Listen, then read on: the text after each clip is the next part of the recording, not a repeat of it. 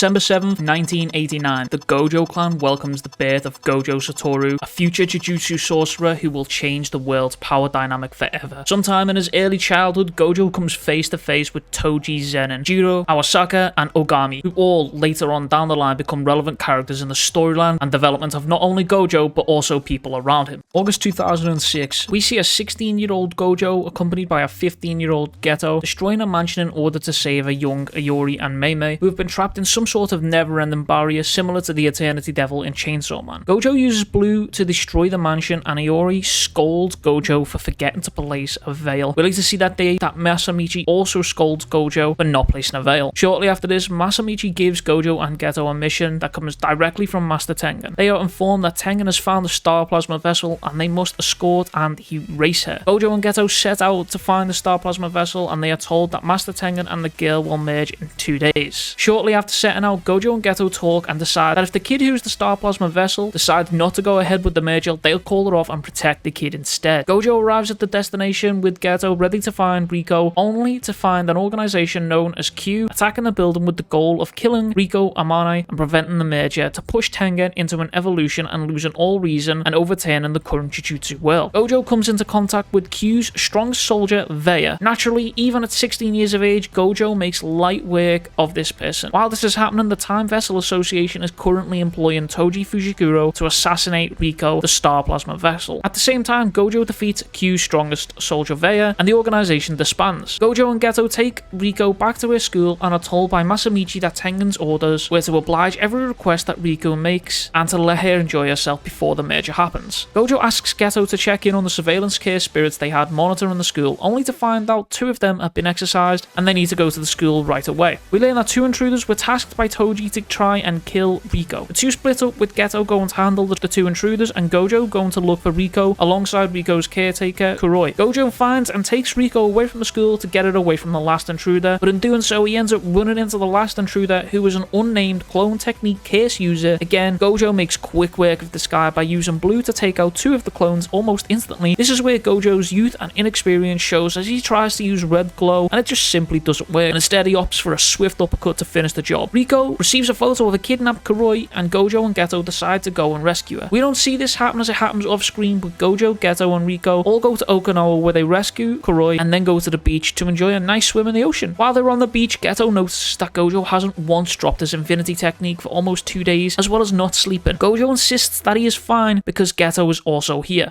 Day 3 of the trip, the time is 3 PM and the group finally arrive at Jujutsu High. Gojo, looking visibly tired, releases his infinity technique, and just as all seems safe, Gojo is attacked by none other than Toji Fushiguro. Gojo retaliates by using blue to put distance between them, as Geto uses a cursed spirit to attack Toji. Gojo insists that he is fine and tells Geto to take Riko to the tomb and continue with the merger, as Gojo and Toji begin to fight. Toji begins to show the overwhelming difference in physical speed, strength, and experience when compared to the teenage Gojo. Toji overwhelms Gojo by releasing a bunch of smaller flyerhead cursed spirits to block Gojo's vision and flies within range to deliver the final vicious blow to Gojo. Toji follows Geto's residual down into the tombs where him and Riko were talking about calling off the merger, as Geto tells Riko about his and Gojo's agreement. Riko decides that she doesn't want to go ahead with the merger, as Geto and Gojo promise to protect her, only for Toji to find, shoot and kill her instantly. Toji and Geto begin to fight, with the result being no different from Toji and Gojo's fight, with Toji dominating Geto but not killing him, as he isn't sure what will happen to the cursed spirits he's ingested if Geto dies. Toji takes the body of Riko and leaves the tombs and goes back to the Time Vessel Association to claim the money he was promised. As Toji leaves the association, Gojo is stood outside to greet Toji. Toji, looking visibly shocked by the almost unhinged teenager stood in front of him. Gojo reveals he used reverse curse technique to heal himself, and Toji realizes that Gojo is an even bigger threat than he first realized, and the 2 square off for a round 2. As they begin to fight, Toji going full tilt against Gojo and Gojo effortlessly dodging Toji's attack. Gojo charges up and fires a successful blast of red glow, sending Toji flying across the area. Toji is now starting to feel uneasy as Gojo floats gracefully in front of Toji and proclaims that throughout the heaven and earth,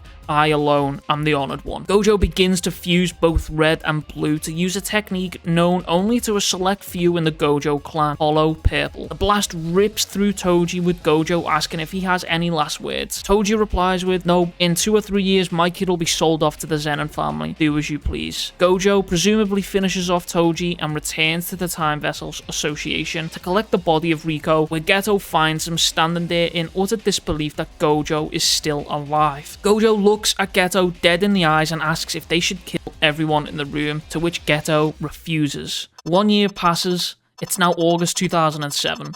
We see Gojo, Shoko, and Geto all in the courtyard on Jujutsu grounds testing Gojo's Infinity technique. He's now able to use Infinity almost all the time in combination with Reverse Curse technique running around the clock. At age 17, Gojo Satoru has now become the strongest. After everything Geto and Gojo have been through, the events start to weigh heavy on Geto and his moral compass, and how he views the world, eventually coming to hate non-sorcerers, or as Geto calls them, monkeys. 1 month later, September 2007, Geto arrives at a village where disappearances had been reported. What he found was a young Mimiko and Nanako who'd been falsely imprisoned by the villagers for these disappearances. Geto snaps and kills the entire village of 112 innocent humans, as well as killing his own parents, and flees from Jujutsu High, and is now considered a curse user and is subject to execution. Masamichi informs Gojo of what Geto has done. Geto appears in front of Shoko, and she informs Gojo that Geto is with her. Gojo rushes to the scene to confront Geto, but is unable to kill Geto for his crimes, letting Geto go free. Sometime later, Gojo meets with Megumi Fushiguro, Toji's child, and offers to take them into his care in Jujutsu High.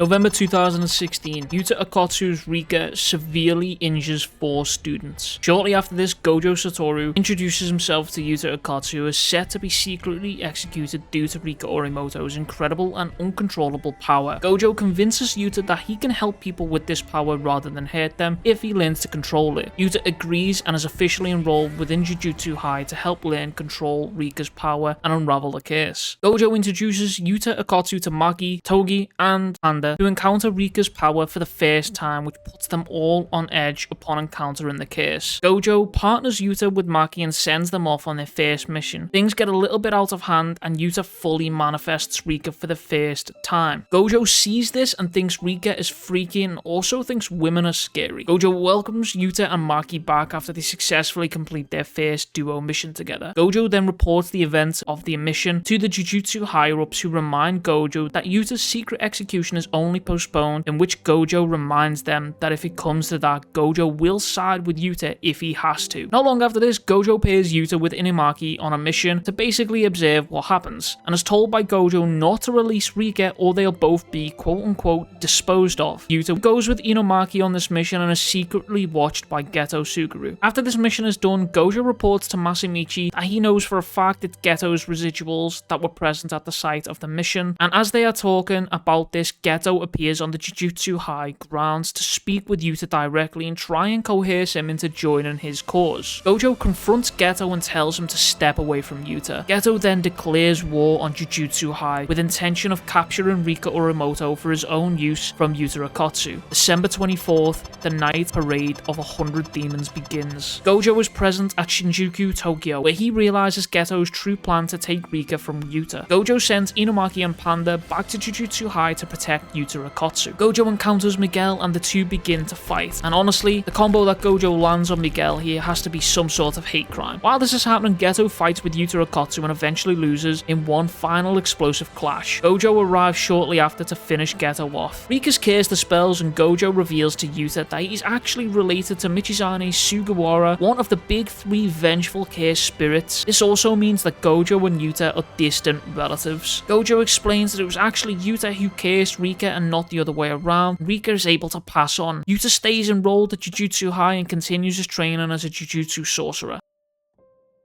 June 2018, Megumi Fushiguro is on a mission to recover one of Sukuna's fingers, a cursed object that holds the power of Sukuna ryomen. Yuji Itadori eats the finger of one Sukuna ryomen, becoming a vessel for the king of curses. Sukuna takes over Yuji's body before Yuji forces Sukuna into submission and regains control over his body. Gojo appears and tells Yuji to switch out for 10 seconds to give Gojo an opportunity to fight with Sukuna. Sukuna and Gojo fight, however it's a short-lived affair after Gojo makes light work of him before Yuji switches back. Gojo knocks Yuji out and takes him to Jujutsu High, where Yuji is scheduled for secret execution similar to Yuta Okkotsu. Gojo explains that if Yuji is willing to take in more of Sukuna's fingers, he'll be kept alive for longer until he successfully ingested them all, and then will be executed. Yuji agrees and is officially enrolled into Jujutsu High and taught Jujutsu by Gojo. Gojo gives Yuji the second finger of Sukuna to eat to confirm Yuji will be a successful vessel for Sukuna. Yuji eats the second finger with no problem. Gojo also notes that only once every 1,000 years does someone like Yuji appear. Gojo shows Yuji around the Jujutsu High where Sukuna manifests on the side of Yuji's cheek and tells Gojo that once he takes over Yuji's body fully, Gojo will be the first one he'll defeat. Out of curiosity,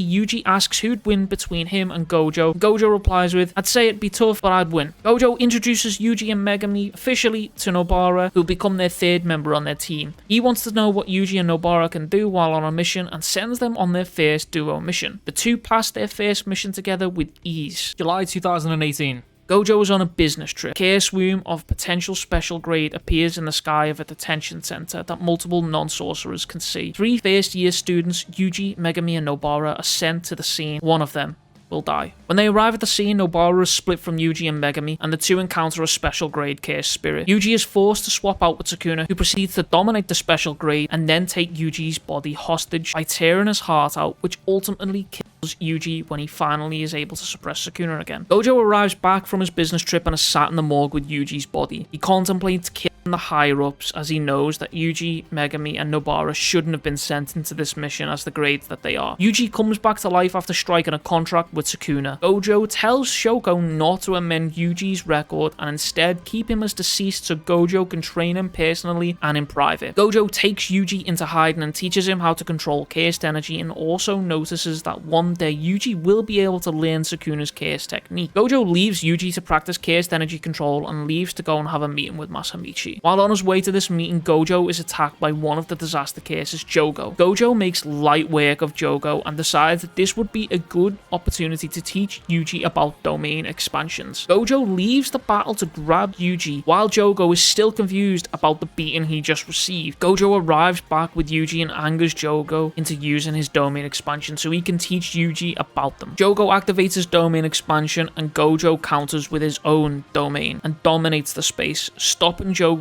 in his tracks and forcibly removing his head from his shoulders. As things are looking real bad for Jogo, Hanami arrives to save him and escape away from Gojo. Gojo then tells Yuji about the upcoming Goodwill event. Gojo arrives at Jujutsu High and has a meeting with Principal Gakuganji and warns him about the wave of power coming that he has been fearing. 1 month later, September 2018, Mahito, one of the disaster cases, attacks 3 students in a cinema. Gojo trains Yuji in learning to control his cursed energy and Divergent Fist is born. Gojo introduces Yuji to Nanami Kento, who've both been tasked with investigating the attack in the cinema. Yuji and Nanami end up fighting with Mahito, and Yuji suffers serious physical and mental damage from the encounter with Mahito. Yuji recovers and meets up with Gojo and Nanami, where Gojo tells Yuji that he's going to introduce them back to the group and surprise them. The Goodwill event is due to start and Gojo arrives to reintroduce Yuji to the group. However, everyone is less than thrilled to find out Yuji is still alive and are actually mortified to see that they've grieved for nothing. Gojo sits down with Iori before the event starts and tells her he believes that someone within the school is in cahoots with the cursed spirits that attacked him. The Goodwill games start, and right off the bat, multiple fights break out. Gojo is sat watching the event happen and notices something is wrong as all the talismans burn up all together. The group decides to leave the surveillance room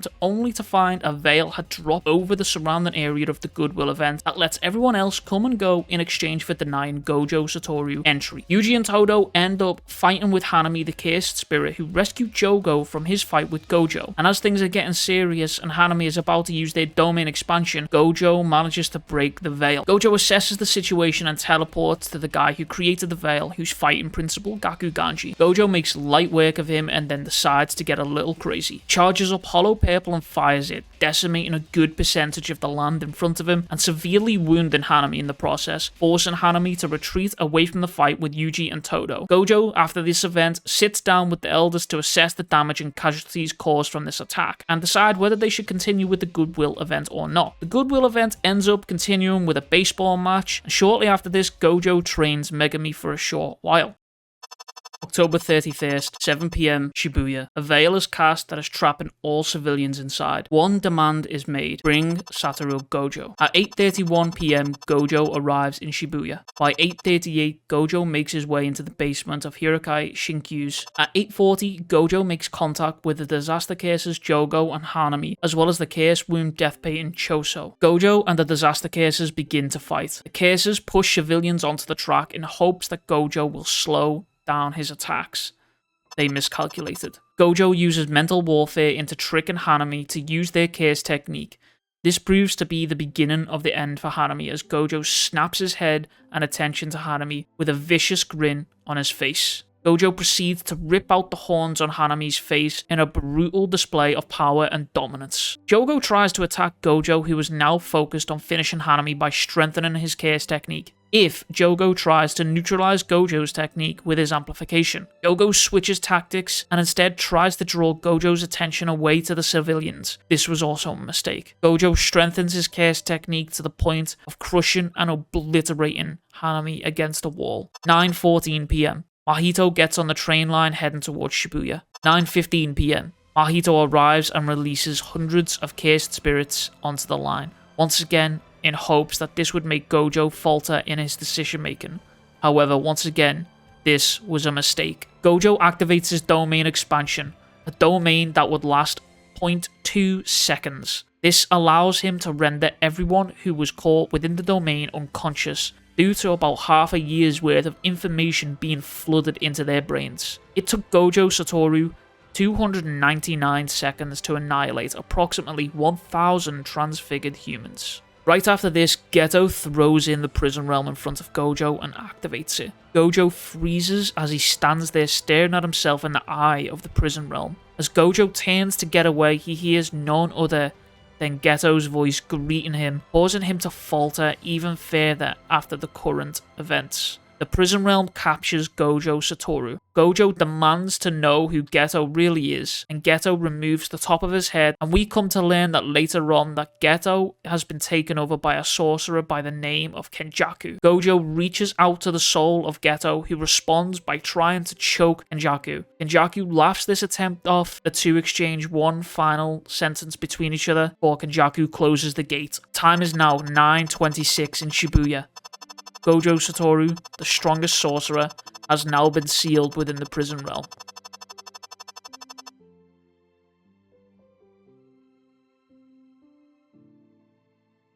I just wanted to say, if you're still here and you're still watching the video and you watched the thing all the way through, I just wanted to say thanks so much. This video is actually the longest piece of work I've ever done. Like, there was a lot of time, blood, sweat, tears, and effort that went into this video. So if you made it through to this point and you're getting to see this little clip of me, then I appreciate you so fucking much.